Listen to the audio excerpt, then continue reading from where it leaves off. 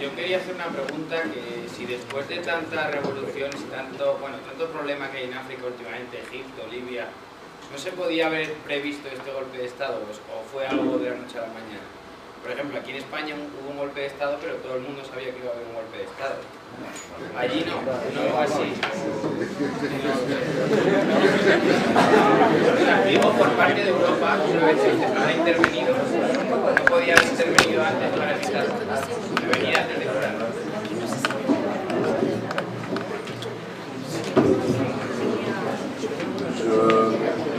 Bueno, je tiens à lui dire que c'était prévisible. Era previsible que tuviéramos el golpe de Estado. Maintenant, elle était prévisible, pourquoi? Parce que chaque fois, il faut se poser la question en tant qu'étudiant, pourquoi? Claro, como estudiantes os tenéis que preguntar siempre, ¿por qué? J'avais dit les causes lointaines un peu pour expliquer ce qui est arrivé au Mali. He hablado un poco de las causas, un poco en el tiempo, hace mucho tiempo. En fait, il y avait trois facteurs accélérateurs. Había tres factores aceleradores del golpe, ¿no? Il y avait la crise, les conséquences de la crise libyenne. Las consecuencias de la crisis libia, por un lado. Parce que simplement, il y a des Touaregs qui étaient dans l'armée libyenne. Porque los tuaregs estaban en el ejército libio de Gaddafi. Donc quand Kadhafi est tombé, ils sont revenus. Y cuando Gaddafi cayó, pues volvieron a Mali.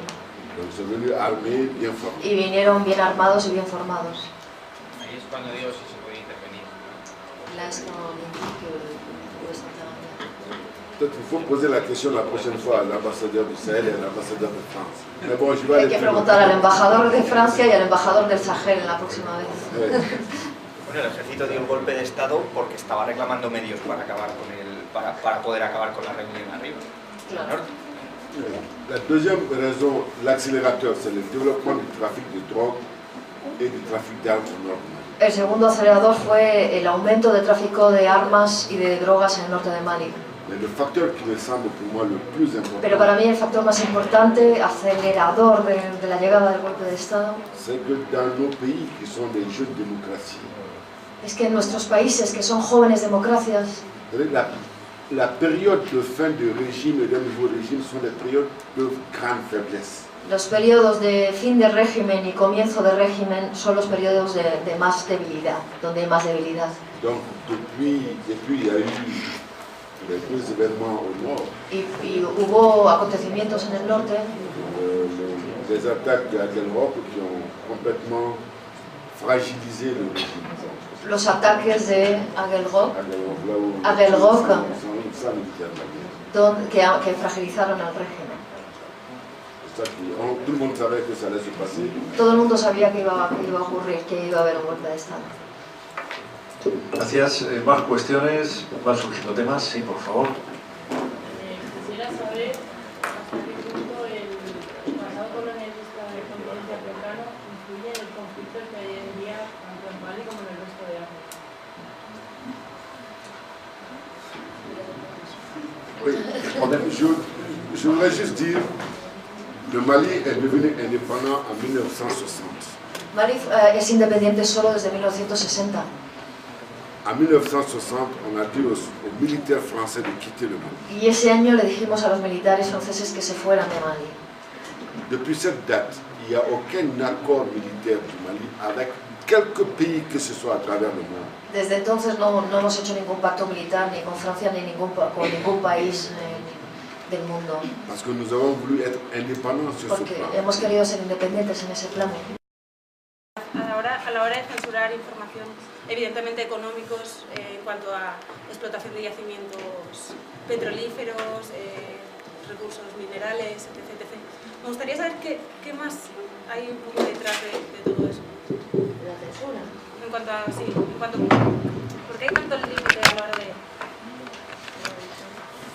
Yo creo que todas las guerras, no solo en esta, hay una voluntad de manipular a la prensa para dar la imagen que ellos quieren dar, simplemente. Yo recuerdo que no me he podido encontrar con los franceses más que cuando François Hollande llegó a Tombuctú, y ahí sí nos pusieron un avión magnífico, nos metieron a todos en un avión para llevarnos de Gao a Tombuctú, y ha sido la única vez que me he subido a un avión francés en Mali para poder ver el baño de masas que se dio Hollande allí. Yo creo que en todas las guerras. Lo que pasa es que en esta lo han conseguido por la geografía del terreno, por las consecuencias que pueden tener los secuestros y que nosotros pues no nos movíamos con la misma seguridad que te puedes mover en otros países por la dificultad del terreno. Y ese ha sido básicamente el problema, Mali, y de ahí que hayan podido hacer esa guerra donde no hemos visto las imágenes de los muertos. Yo me he preguntado si hubiera hecho mucho daño para Francia, por ejemplo, el ver imágenes de yihadistas en las teles, porque eso hace una llamada a otros yihadistas. Porque inmediatamente cuando tú pones a un shahid, que es como llaman ellos a los mártires que caen cuando están en combate, si tú sacas eso en la tele, inmediatamente eso hace una llamada internacional a otros yihadistas que pueden venir de otras partes del mundo. De hecho, en Mali había incluso sirios, ¿no? Dentro de ACMI había sirios, había libios, había de todo, había gente de fuera de Mali que había venido a luchar. Por lo tanto, una de las cosas por las que hayan podido querer censurar esas imágenes de muertos, de cadáveres, es por esa, se me ocurría, que no querían imágenes de barbudos dando la vuelta al mundo, ¿no? Puede ser. Pero de todas las guerras hay detrás algo, pero sobre todo, a mí me molesta mucho cuando hablamos de que si las potencias colonialistas, que si queremos tener una mano siempre detrás.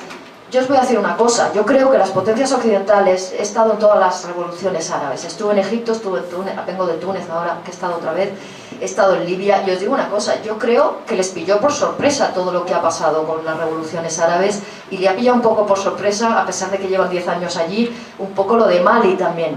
Creo que no estaban preparados para lo que iba a venir, y están reaccionando ahora la operación de Sarkozy en Libia fue una operación consigo y para sí mismo, es decir, igual que Hollande en Mali, es porque la cota de popularidad iba en descenso absoluto, en caída libre, y como la guerra de Sarkozy le fue también para remontar en los sondeos, François Hollande, en mi opinión personal, ha hecho lo mismo, una pequeña guerra para levantar los sondeos. Pero francamente, todas estas teorías de la izquierda radical te dicen es que detrás está el uranio, detrás... Pues claro que hay petróleo en África, y llevan 10 años ahí los americanos sacando petróleo del norte, cerca de la frontera con Mauritania, y todo el mundo lo sabe, y hay muchos recursos. ¿Y quién habla de los chinos? ¿Sabéis que los chinos están en África muy presentes? Y por eso ahora van a enviar 500 chinos a la misión de la ONU, que son 12.000. En julio, ¿qué hacen los chinos en África? Pues forrarse, se están forrando. Están ahora mismo, no solo en Mali, pero nadie habla de China. Hablamos de las antiguas potencias coloniales. Pues la nueva potencia colonial es China, ahora mismo en África, ¿no? Entonces yo creo que hay que tener cuidado con ese discurso antiimperialista, de izquierda radical, de verdad, de gente que no sabe lo que está diciendo, porque hay que informarse un poco y ver que estamos en otro siglo, que ya no estamos en el siglo XX, que están pasando cosas distintas, que las guerras son globales y que el terrorismo es global, y hay un problema de seguridad global en el Sahel. Yo quisiera decir que en ese sentido la censura no va ahora en ese sentido de ocultar si hay intereses petroleros o petrolíferos, o si hay yacimientos de uranio. Yo trabajo en la televisión pública, y tanto en Irak pues como en Mali yo he podido contar lo que había sin ningún tipo de problemas, y nadie me ha dicho que lo contara o no lo contara. En ese sentido ahora mismo no hay censura, en ese sentido tú lo puedes contar y nadie te dice nada. La censura va más en el sentido de ocultar la operación militar generalmente, es decir, la guerra de Mali ha sido una guerra aséptica, hemos visto muy pocos muertos. Yo recuerdo cuando tomaron Yabali, llegamos vosotros habíais estado el día anterior, había ido toda la prensa a Yabali, yo llegué justo ese día, fuimos el día siguiente, y sacaron aquel día, como se había ido ya toda la prensa que había ido ese día, y llegamos los rezagados, aprovecharon para sacar los muertos, y nosotros tuvimos la suerte que nos encontramos. Claro, y bueno, habéis pillado muertos, claro, era como si te hubiera tocado la lotería, ¿no? Pues sí, es que no había muertos, o sea, bombardeaban los franceses, entraban las tropas, y 2 o 3 días después, cuando aquello se había limpiado, entrabas tú y veías los coches quemados, ¿no? Bien, va más en ese sentido. Aún así, hay que decir que la Legión extranjera francesa es mucho más transparente que los españoles. Tú a los franceses les entrevistabas y hablabas con los soldados franceses. Tú ves un legionario español curtido en la batalla de Nayaf y en Afganistán, ve un barbudo con un Kalashnikov y se va por él, te ve a ti con una grabadora y una cámara y sale corriendo, como si hubiera visto un tanque. O sea, nos tienen más miedo, pues los españoles no hablan, no dicen nada.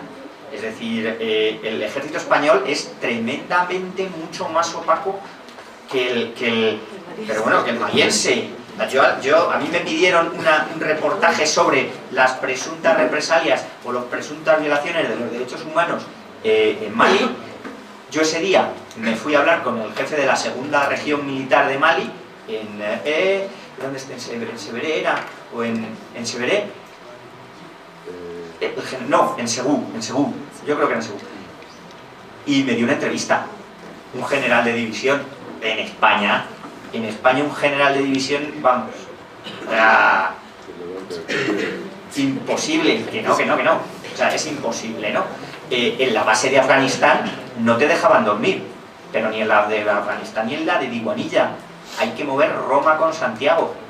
Defensa ha tenido la gran suerte que nunca han secuestrado a algún periodista en la casa esa a donde nos mandaban a dormir, porque si nos hubieran secuestrado, entonces no sabes la suerte que ha tenido, porque decían, no, si estáis protegidos. Y cuando llegabas tú allá a dormir, había un afgano con un fusil generalmente dormido o fumado, tú subías allí y dormías en un ejército, y claro, gracias a Dios, pues nunca han... O por la carretera, en Diwanilla, en Irak.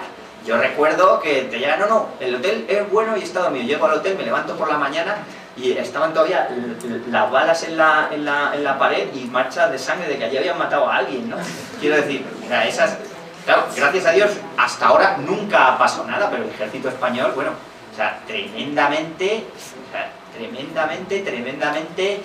opacos. En Irak todo el mundo sabía que habían caído morteros dentro, proyectiles de mortero dentro de la valla, de la base de Diwanilla, y Defensa te decía que no, que imposible. Pero incluso hasta una piscina que hicieron, decían, no, eso es un búnker. Y yo decía, joder, pues la obra iba creciendo, y yo decía, pues para ser un búnker tiene mucha forma piscina. Los escaleras, ¿qué de malo hay que se haga una piscina para una base permanente en la que hay 1000 tíos metidos y hace 50 grados? No hay nada de malo. No, pues el ejército español lo esconde todo, vamos, claro. Luego al final las cosas se descubren. En ese sentido va la censura. No sé si por alusiones, Óscar, el representante del Ministerio de Defensa, quiere decir algo sobre esa opacidad.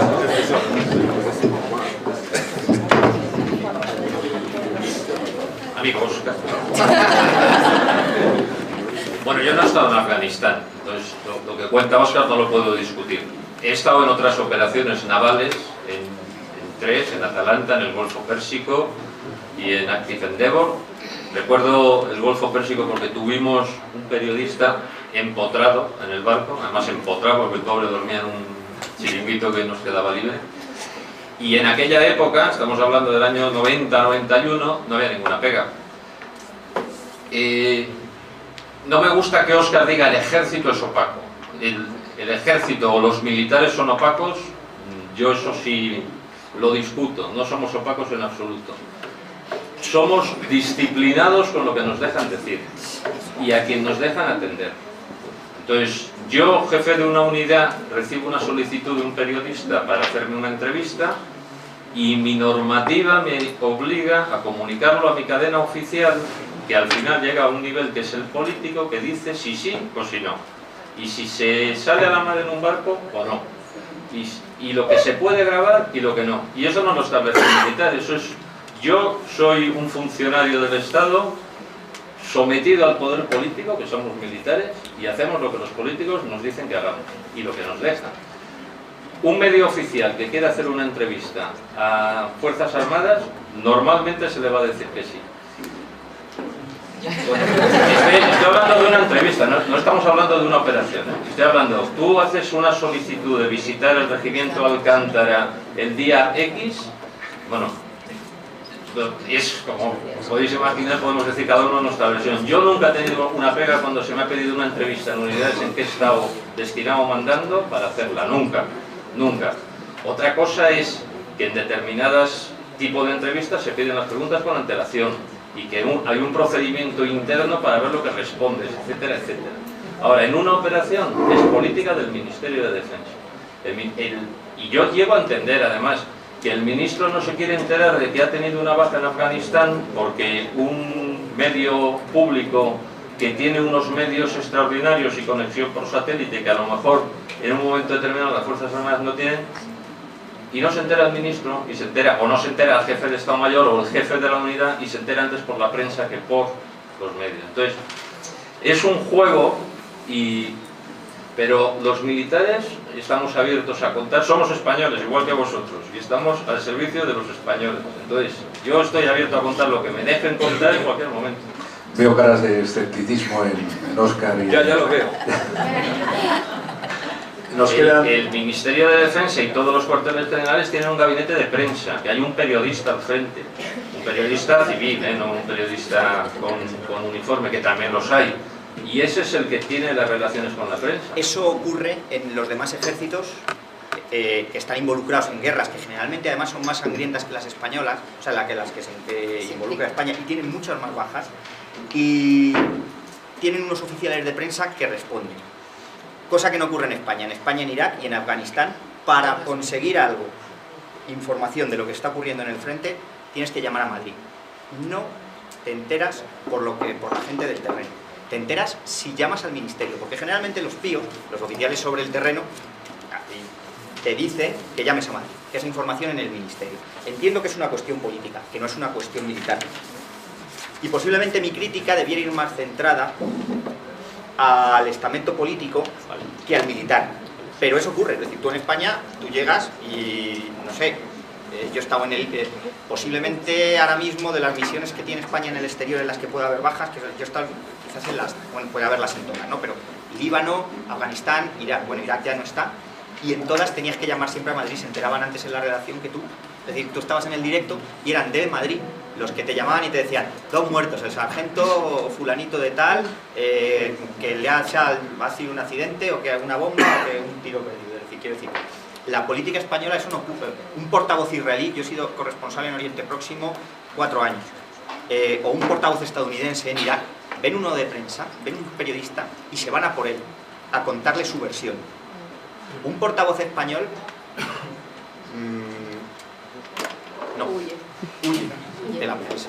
Un portavoz, lo digo por mi experiencia, y posiblemente la culpa no sea del portavoz, es de las sus órdenes políticas, pero es que es así. No discuto en absoluto que sea como tú dices, no lo discuto, y que por supuesto que te habrá ocurrido si lo dices, pero las razones son las que son, no la opacidad de los militares. Más cuestiones, nos quedan 10 minutos por ajustarnos al horario. Sí, por favor. ¿Y ustedes como militares subordinados al Departamento de Política no se sentirían censurados a la hora de no poder dar esa información? ¿Qué creen que puede ser vital? Por ejemplo, como dicen ellos. Bueno, de la información que ha dicho Óscar, yo ninguna la veo vital, además, porque básicamente está centrado en muertos, con lo cual ya vital, nada. No, en absoluto discutimos las decisiones del poder político. Y no es un dicho, es que el poder político toma las decisiones por unas razones. Las puedes exponer, puedes discrepar, es decir, yo creo que sería más conveniente que... Pero una vez tomada una decisión, no tiene sentido. Como derecho a informar a cara a los demás ciudadanos. No, yo no tengo derecho a informar. Yo tengo derecho solamente a cumplir mis obligaciones. Ese es mi principal derecho y deber. Derecho a informar tenéis los periodistas. Pero yo no tengo derecho a informar. Derecho a estar informados el público, y el público se enteró 2 años después de que en Nayab hubo una batalla. Sí, pero bueno, para defender un poco las dos posiciones, también creo, por ejemplo, que hubo muchos militares muy enfadados con la cobertura que se hizo durante la época de Zapatero. ¿Lo tienes apagado, creo? Bueno, se me oye. En la época de Zapatero, se me ha olvidado ya. En la época de Zapatero, por ejemplo, muchos militares se quejaban de que Zapatero no dejaba que nos encontráramos y que contáramos la verdad. Zapatero decía que no había una guerra en Afganistán. Nos estamos desviando del Mali, pero Zapatero decía que no había una guerra en Afganistán cuando había militares muriendo y había operaciones de combate con los talibanes y no se informaba a la opinión pública. Tú imagínate el sentimiento que tiene que tener un militar también. Pero ellos tienen que obedecer órdenes políticas. Ellos están entre dos fuegos, pero hay veces que sí pueden hacer un poco más por nosotros. Es decir, que aunque haya una voluntad política que haya una voluntad política de que no se hable de la guerra de Afganistán no quita que un periodista por seguridad pueda dormir en la base de Herat, ¿no? Y eso igual, pues, sí puede ocurrir. O sea que muchas veces no hay tampoco voluntad por parte del ejército de cuidar humanamente al periodista que está cubriendo esa información con peligro, etcétera. Yo recuerdo que me citaron a las 5 de la mañana en la base de Herat y cuando que es la hora en la que hay más secuestros por la carretera. Y dices, bueno, no, es que Chacón llega a las 7, ya, pero es que a mí me secuestran a las 5. No me importa cuando llegue Chacón. Y luego cuando hice una entrevista al jefe de italiano, me vinieron dos soldados y me echaron, me pusieron, me echaron a la calle de la base. No, es que no puedes hacer entrevistas. Si estoy entrevistando a un italiano, ¿por qué no me dejáis entrevistar al italiano? Que además estaba por encima porque era el jefe del mando unificado, ¿no?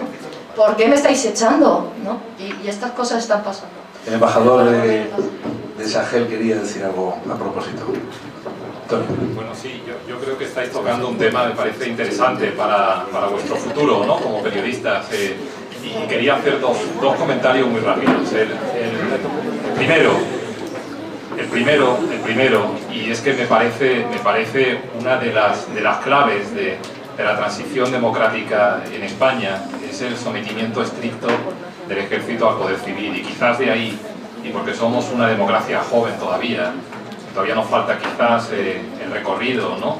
El rodaje de otras, quizás a lo mejor eso puede explicar, ¿no? ¿Por qué se guardan tantísimas cautelas en ese sentido? Cada uno sabe muy bien lo que tiene que hacer en cada momento y no salirse del guión que está establecido. Eso me parece una de las claves, y yo creo que es sano que en términos generales siga siendo así. Pero en general, hablando de la relación de periodistas o responsables políticos o diplomáticos, lo que sí me gustaría es hacer ya lo he hecho antes, ¿no? Romper una lanza a favor del trabajo que realizáis y sobre todo la importancia de establecer buenas relaciones de confianza. Mi impresión o mi experiencia personal es que yo tengo periodistas de los que me fío y otros de los que me fío menos. Y aquellos periodistas, como los que están aquí sentados en la mesa, que tienen ya una trayectoria, que reputación, es a largo plazo y que no se trata de dar una noticia puntual ahora y conseguir un titular si es a costa de a lo mejor dejar en mal lugar o traicionar a alguien que te ha dicho un off the record, que son muy conscientes de esas claves que hay que respetar entre profesiones que trabajamos juntos, pues yo de eso me fío. Y sé que le dices un off the record y te lo guardan, y lo he hecho muchas veces, y a lo mejor te utilizan mutuamente, tú le das una información de background y ellos te dan también otra que puede ser muy productiva.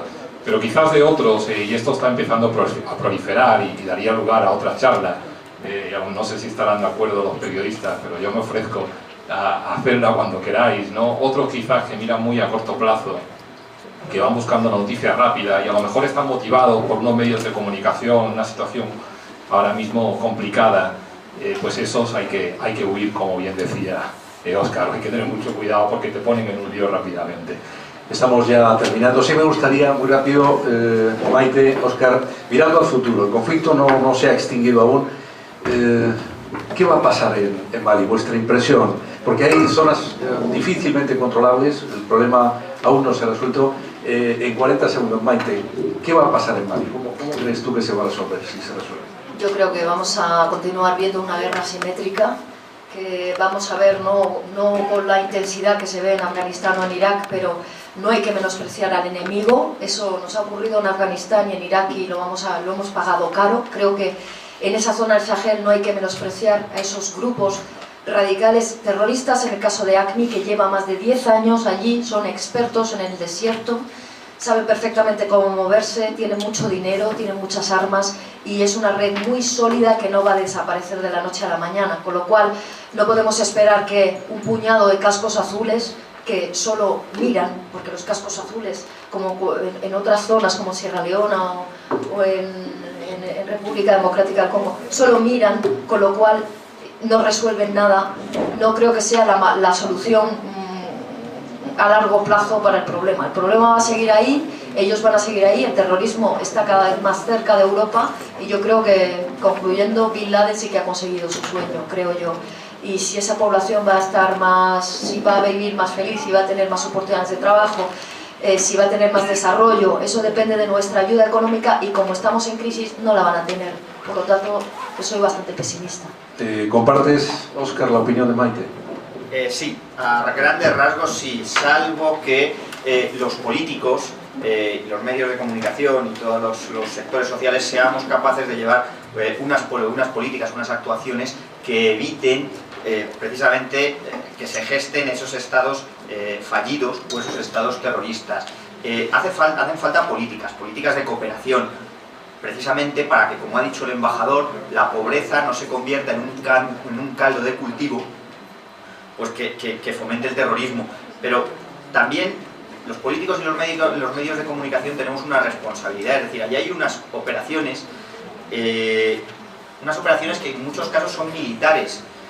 Los ejércitos, ha habido un error, yo creo, en España, que es presentar a los ejércitos como ONGs. Los ejércitos no son ONGs, los ejércitos pues, llega un momento en el que tienen que llevar a cabo una intervención y las sociedades democráticas deben ser lo suficientemente maduras como para entender que esas operaciones van a causar bajas y que no son simplemente operaciones de ayuda humanitaria, que estamos tratando de contener una amenaza que puede ser terrorista o que es terrorista. En eso los medios de comunicación también tenemos que colaborar y no dejarnos llevar por el titular de si simplemente se están violando los derechos humanos. Bueno, pues en las guerras se violan los derechos humanos y hay que intentar que no se violen. O si los ejércitos están causando bajas o está habiendo muertos. Es que en las guerras hay muertos, por eso son guerras. Los ejércitos no son ONGs y precisamente para contener a veces la violencia hace falta pues que los ejércitos empleen armamento. Muchas gracias, Óscar. Y última reflexión, después del tirón de orejas al Ministerio de Defensa, cariñoso de tanto Maite como Óscar, Antonio Martorell, última reflexión en esta sesión larga que hemos tenido, yo creo que ilustrativa de lo que ocurre en Mali. Muy breve, porque sé que os queréis ir. Yo sí soy optimista, creo que la comunidad internacional ha actuado sorprendentemente unida y bien. Lo que hace falta ahora es que el protagonismo militar dé paso al protagonismo político, que la misión de Naciones Unidas se lance efectivamente el 1 de julio y que asuma los objetivos que se le han marcado. Y para mí la principal responsabilidad es del gobierno de Mali a partir de ahora. Una vez que la situación se ha estabilizado, el gobierno de Mali tiene una hoja de ruta, todo el mundo le da muchísima importancia que celebre elecciones en julio, que son la fecha marcada. Para mí la principal tarea que tiene esa hoja de ruta para el gobierno de Mali es el acuerdo o volver a recuperar el consenso con el norte y que el gobierno central de Bamako se ocupe de la zona norte, que es donde está la real pobreza y todos los problemas. Y el embajador Sahel comparte, veo que sentía cuando está hablando. Bueno, sí, completamente. Yo creo que lo ha resumido muy bien, Antonio. Me parece que ese es el desafío. Yo me gustaría añadir que no nos olvidemos de la región. Yo empezaba diciendo que la crisis en Mali podía haber sucedido en cualquier país vecino. Las causas subyacentes están ahí también. Y por supuesto, hay una labor preventiva. Y yo creo que, hombre, nosotros, no sé si toca ahora sacar pecho, pero hemos estado apostando por la región desde hace tiempo, con programas de cooperación, con embajadas allí. Ya tuvimos una llamada de atención muy seria con la inmigración irregular de personas que estaban arriesgando sus vidas, y eso nos hizo reflexionar que había que estar más presentes. Ahora hay que mantener ese esfuerzo, hay que trabajar también en los países vecinos, pero enlazando con el tema de la acción preventiva, cuidado con las guerras preventivas, ¿no? Es decir, que una operación militar se pone en marcha efectivamente cuando hay una situación de absoluta emergencia, urgencia, como ha sido el caso de Mali. Muchas gracias. Y cerramos con el señor embajador, al que veo optimista. ¿Podrá volver el turismo a Mali, señor embajador? Je voudrais dire que les touristes, on va les laisser un peu pour les Espagnols qui en ont besoin pour reprendre la croissance. Los turistas los vamos a dejar para los españoles, que los necesitáis para retomar. No, mais...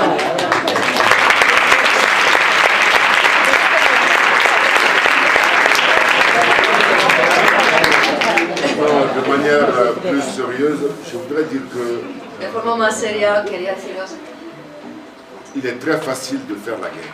que es muy fácil hacer una guerra, Pour construire la paix et la sécurité, c'est très dur. pero construir la paz y la seguridad es muy difícil. Nous sommes partis pour une décennie pour construire la paix au Mali. Por lo menos necesitamos unos 10 años para construir la paz en Mali. Parce que la paix, ça va au-delà et la sécurité, ça va au-delà des militaires de l'opération Serval, des Espagnols, mais entre Maliens même, il faut construire la paix. Que la paz y la seguridad va más allá de las operaciones militares. Tenemos que construir la paz también entre nosotros, entre los malienses. Et pour cela, j'ai de l'espoir pour qu'on se retrouve. Y por eso yo, la verdad es que tengo esperanza de que nos reencontremos. Je vous souhaite à tous une très bonne chance pour les études de relations internationales. Muy buena suerte con vuestros estudios. C'est quelque chose de passionnant, Es apasionante, parce que ça permet de s'intéresser à autre chose que son propre pays. porque eso os permite interesaros a otras cosas más allá de vuestro propio país. Et dans 10 ans, je vous invite tous au Mali pour faire du tourisme. Y dentro de 10 años os invito a venir a Mali para hacer turismo.